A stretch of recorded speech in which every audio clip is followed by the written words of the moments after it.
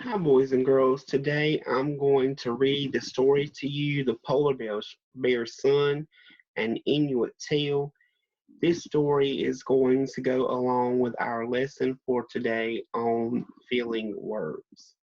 This is the story, The Polar Bear's Son, an Inuit Tale, retold and illustrated by Lydia Dabkovich.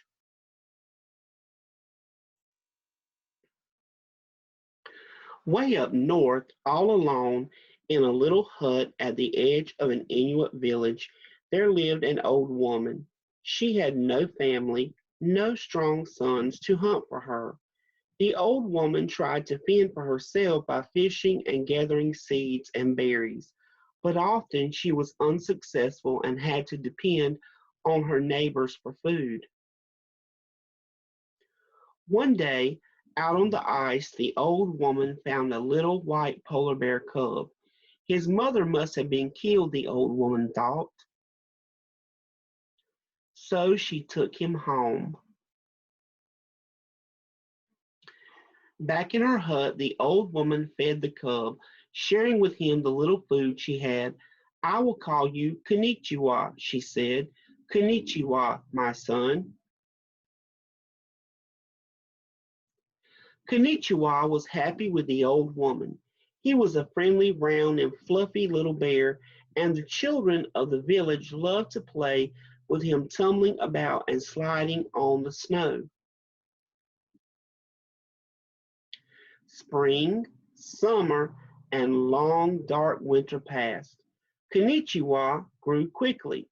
When spring came again, he was big and strong enough to go hunting and fishing for the old woman. Soon the old woman had plenty of meat and fish to eat, furs to keep her warm, and blubber for cooking. And as is the custom of the Inuit, she shared every good catch with the bear and the whole village. Come, called the old woman proudly. There's more than enough for all of us. The villagers took the food, but in time the hunters grew angry because Konnichiwa was much better at hunting than they were, and they were jealous that the old woman had found such a good provider. They decided to kill Konnichiwa, but the children overheard the hunters' plan and ran to warn the old woman. The old woman went from house to house, pleading with the villagers to spare her clever young bear. Konnichiwa is my son, she said. Do not take him away from me. This bear is getting too big and strong. He is dangerous, they said. We will kill him tomorrow. He will make a fine feast for the village, and his fur will keep us warm. The old woman rushed back home. She told Konnichiwa that he had to leave at once. Go, she said, go quickly and do not come back. Crying bitterly, she begged him not to forget her.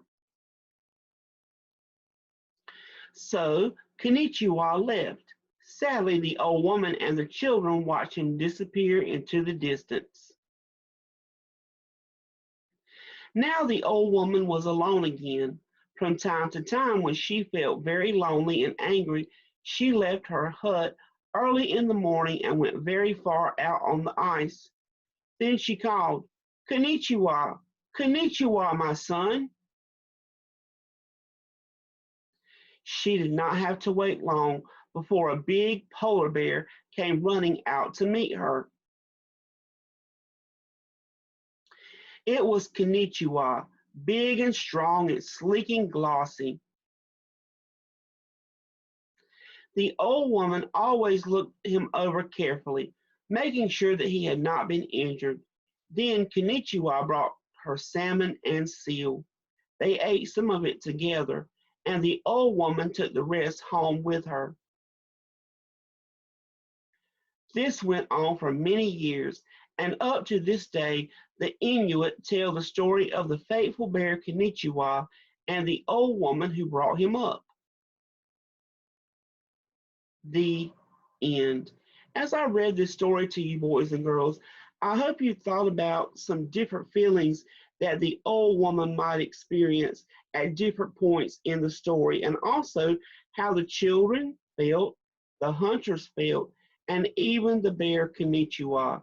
I hope that you will learn how that as we go through different feelings, that there are words that authors use to describe those feelings.